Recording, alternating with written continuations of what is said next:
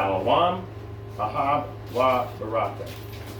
First and foremost, Kol Halayim, Yahweh, Bahashem, Yahweh Shai, Bahashem, Rakakadash. Double honors to all the apostles, the prophets, the elders, the teachers, the disciples, and the sincere one-third Akyam and Akwaf coming into this 100% truth. Let's just get right into it. Let's go to Exodus 1 and 10. Exodus chapter 1 and verse 10.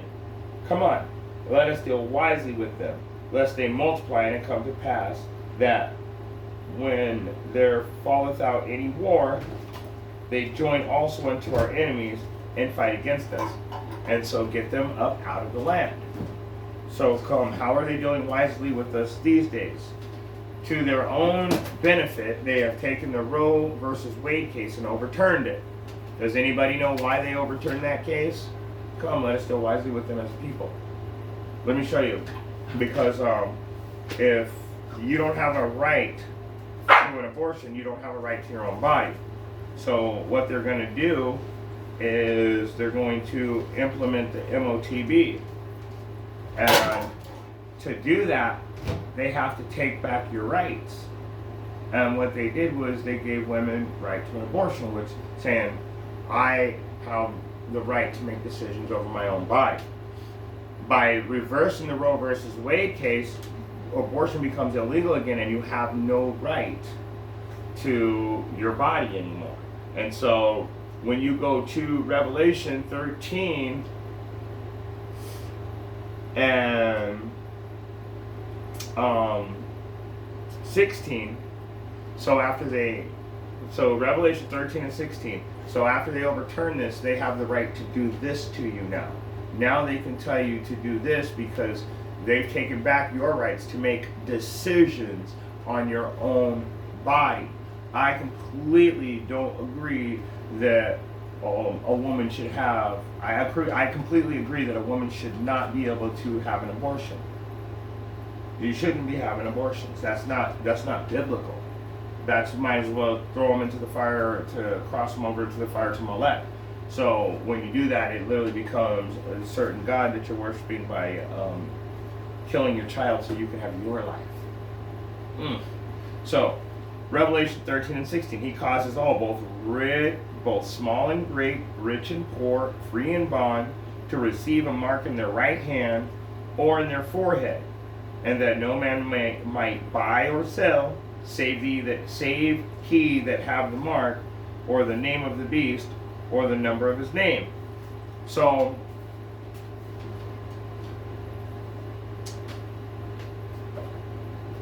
they're going to implement that. They're going to mandate that.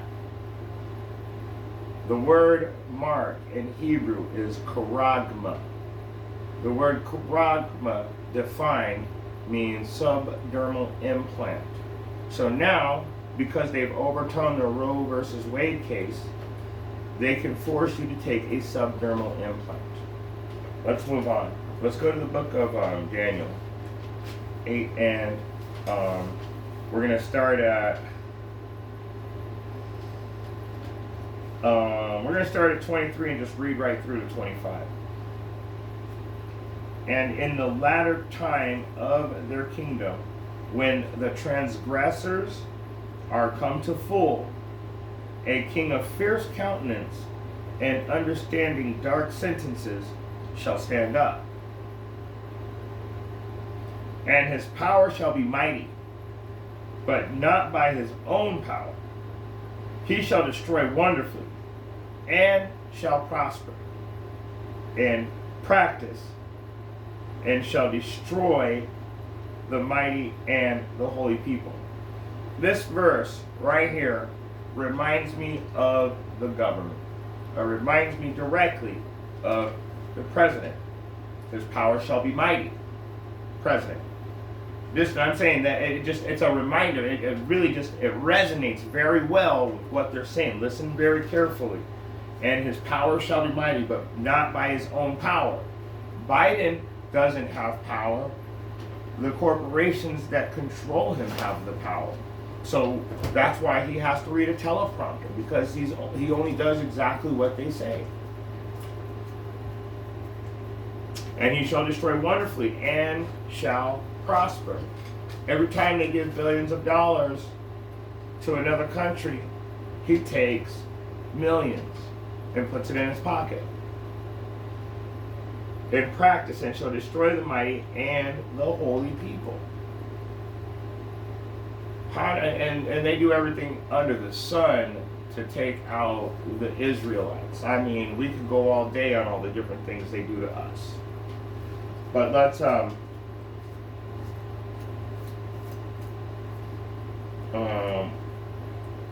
go over to 1 Thessalonians 5:3. When they shall say peace and safety, then sudden destruction cometh upon them. Read it carefully. Sudden destruction cometh upon them. And why? Well, let's keep reading. As travail upon a woman with child, and they shall not escape.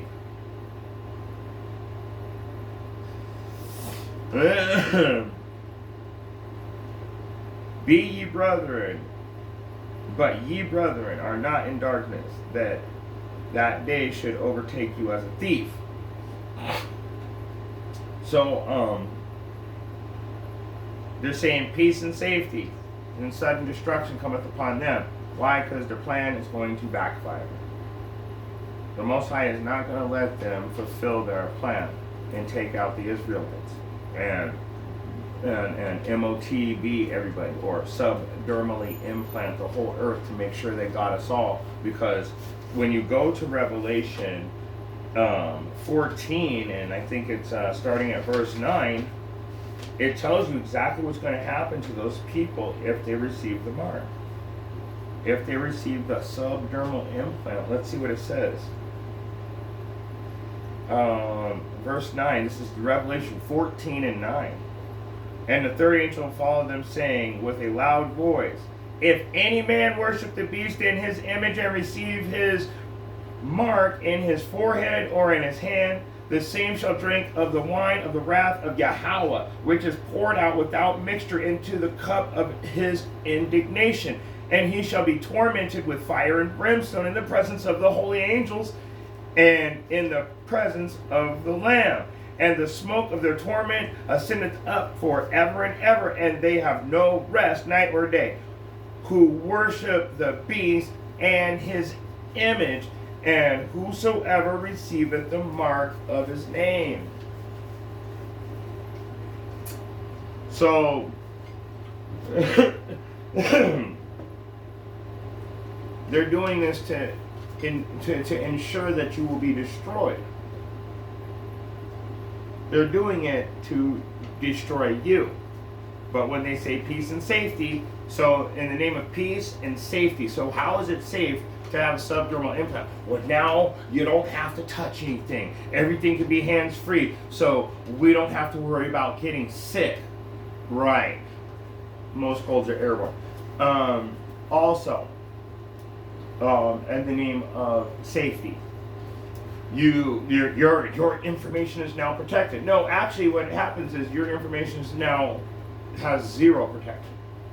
They can take from you, they can give to you, they can wipe you clean, they can do anything they want once you are a part of their digital system.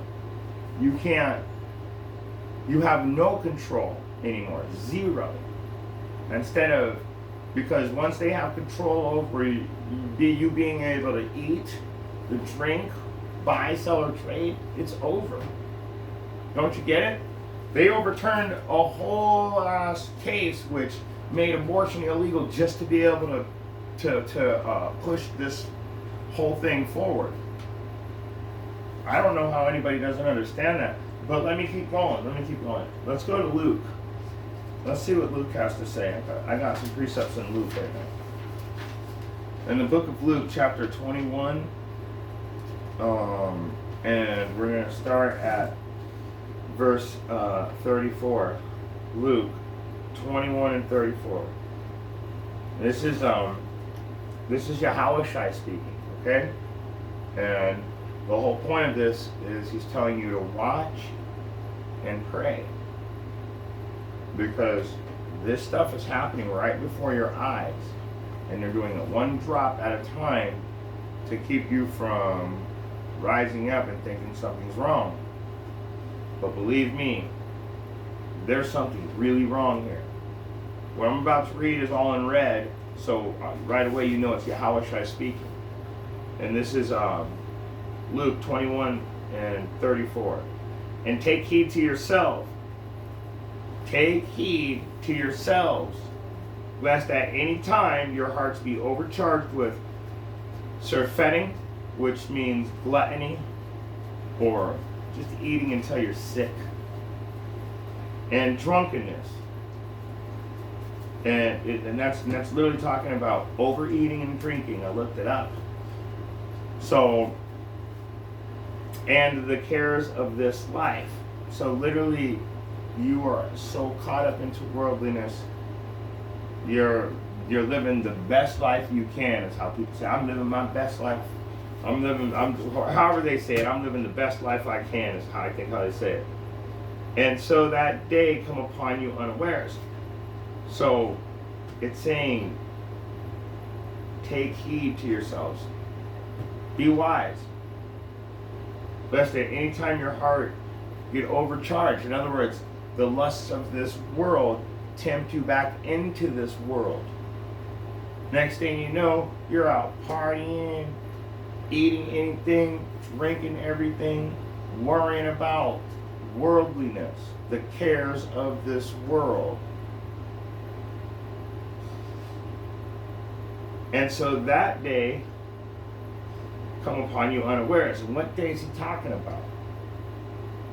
There's a day that's coming upon you unawares. We're talking about when Yahushua returns and thy kingdom come, right? So, for as, this is verse 34, this is verse 35. For as a snare shall it come on all of them that dwell on the face of the whole earth. So when he returns, while you're living the best life you can, being worldly, doing the things of the world, drinking, eating, partying, just being a glutton. The snare is a trap. The trap, it shall come on them all that dwell upon the face of the whole earth. So you're going to get trapped in your worldliness because he told you to come out of Babylon. He said, come out of her, my people. Come out of this worldly, Babylonian, spiritual Egypt, sodomite lifestyle. Come on, get away from that. Come back to the laws, the statutes within the laws, and the direct commands. Receive Yahushua in your heart. Only a few are chosen. Many are called, but few are chosen. So you know right away when you're out there drinking and partying and doing your best life ever, worried about the world, you know where you belong. You belong in the world. So you're going to get trapped along with the rest of the whole face of the earth. So verse 36, watch ye therefore, I pray always, that ye may be accounted worthy to escape all these things that shall come to pass, and to stand before the Son of Man, to stand before Yahushua in the kingdom as the 1/3 or hopeful elect of the 144,000 within the 1/3. That's the goal in this life. People are like, what's life about? What are you living for? Oh, I'm living for the kingdom. I'm actually trying to get to life. And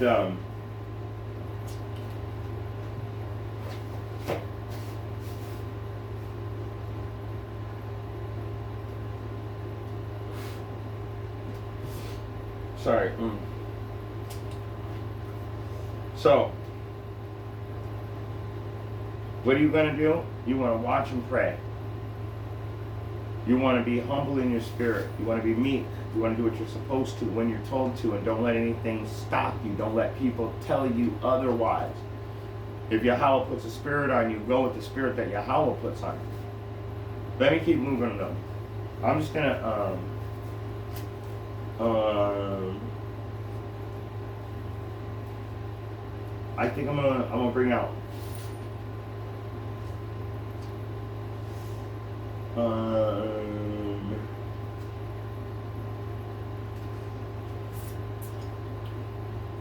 think I'm gonna bring out one more verse and then we're gonna call it there. I got a whole bunch more to go, but I'm only gonna bring out one more. So let's go to Psalm 83.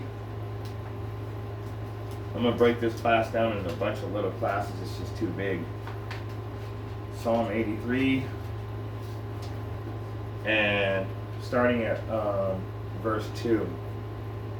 For lo, thy enemies make a tumult, and they hate the ones, they hate thee, they that hate thee have lifted up the head. They have taken crafty counsel against thy people, and consulted against thy hidden ones. Your enemies are making noises and uproar. Those who hate you are getting ready to attack. They are making secret plans against the children of Israel. Now let's read verse 4. They have said, come, let us cut them off from being a nation, that the name of Yasharal, or Israel, may no more be in remembrance. They say, come, let's destroy them as a nation. Then no one will ever remember the name Israel. Verse 5. For they consult together with one consent. They are confederate against thee. So, with one mind, they plot together. They form an alliance against us. So to be confederate means that they're all in agreement together.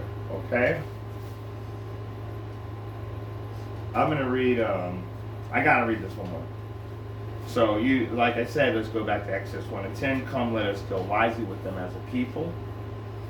And you can see that they're getting ready to attack again. That's coming now. That's in our near future. Everybody likes to see this book. Oh, that already happened. This book is the most perpetual book that's ever been written. These curses, all these things keep repeating themselves, like a woman in travail, like when she has her contractions and she starts dilating and the womb gets bigger and bigger, and then what happens? You can see the crown. And then once the crown shows, the child is delivered. When Yahushua comes back, the children will be delivered. Let me go ahead and get just this one last one. Let's go to Psalm chapter 10 though. And we're going to start at verse 2. The wicked in his pride doth persecute the poor. Let him be taken in the devices that he hath imagined. Right there. So, okay, so there was I think it was. I want to make sure I say the right name. I want to say Malachi. Who was Esther's uncle?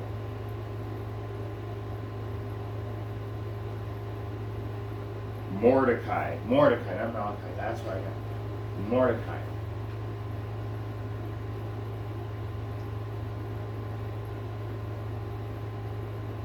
Yeah, Mordecai. So, let me read it again. The wicked in his pride doth persecute the poor. Let them be taken in the devices that they have imagined. Okay, so the reason why I was looking at Mordecai, because Esther was a queen married to a king. No one knew she was an Israelite.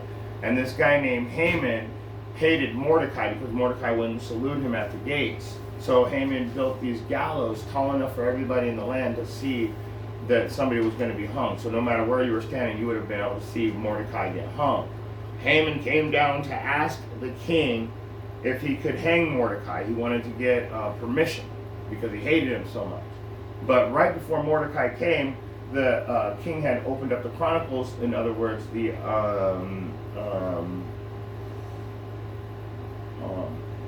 like what the history that was written down, the Chronicles of the King, and he saw that Mordecai had saved his life at one point, that people were plotting against the king, and Mordecai had made mention of it and had stopped the king from being killed. Let's just say it like that. And so he said, "What have we done for Mordecai?" The king says. And they had said, the servants said, "We have done nothing for Mordecai." And at that same moment, Haman walked in, and Haman was coming to get permission to kill Mordecai. But the king asked Haman before he had a chance to say his proclamation. And he said, "Haman, I have a man in this kingdom that I want to honor greatly. How would I do it?" Haman thought that the king was talking about him, because he's the number one general. So he thought he was going to exalt him. So Haman said, "Oh, I'd take your best horse and your best robe and this and that, and I would parade him around the whole kingdom for every eye to see." And the king said, "That is a great idea. I want you to take Mordecai and get my best horse and my robe and this, that, and the other, and I want you to parade him around the city for all men to see." Then Esther found out that Haman was trying to kill Mordecai before he was parading him around the city.